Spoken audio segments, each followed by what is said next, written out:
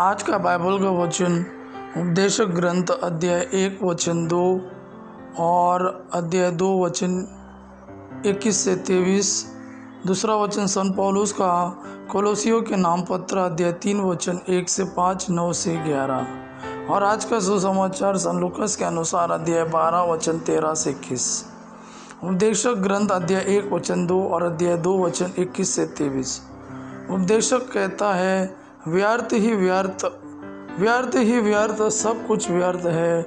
मनुष्य समझदारी, कौशल और सफलता से काम करने के बाद जो कुछ एकत्र कर लेता है उसे वह सब ऐसे व्यक्ति के लिए छोड़ देना पड़ता है जिसने उसके लिए कोई भी परिश्रम नहीं किया है। यह भी व्यर्थ है और बड़ा अन्याय भी, क्योंकि मनुष्य को कड़ी धूप में कठिन परिश्रम करने के बदले क्या मिलता है? जीवन भर का परिश्रम, भारी चिंता और रात के जागरण, यह सब भी व्यर्थ है। दूसरा वचन सन पौलुस का कोलोसियों के नाम पत्र अध्याय 3 वचन 1 से 5, 9 से 11। आप लोग मसीह के साथ ही जी उठे हैं जो ईश्वर के दाहिने विराजमान है, इसलिए ऊपर की चीज़ें खोजते रहे। आप पृथ्वी पर की नहीं, ऊपर की चीज़ों की चिंता किया करें। आप तो मर चुके हैं, आपका जीवन मसीह के साथ ईश्वर में छिपा हुआ है। मसीह ही आपका जीवन है। जब मसीह प्रकट होंगे तब आप भी उनके साथ महिमान्वित होकर प्रकट हो जाएंगे। इसलिए आप लोग अपने शरीर में इन बातों का दमन करें जो पृथ्वी की है, अर्थात व्यभिचार, अशुद्धता, कामुकता, विषय वासना और लोभ जो मूर्ति पूजा के सदृश है। एक दूसरे से झूठ कभी नहीं बोले।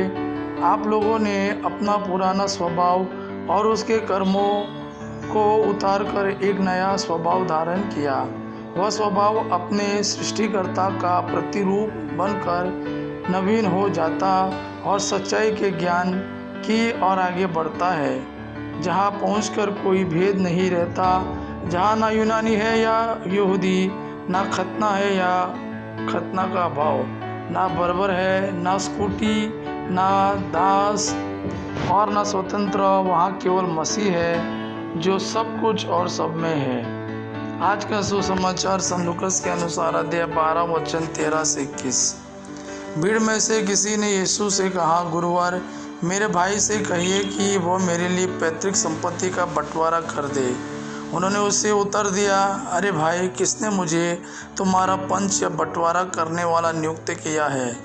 तब यीशु ने उनसे कहा, सावधान रहो और हर प्रकार के लोभ से बचे रहो, क्योंकि किसी के पास कितनी ही संपत्ति क्यों ना हो, उस संपत्ति से उसके जीवन की रक्षा नहीं होती।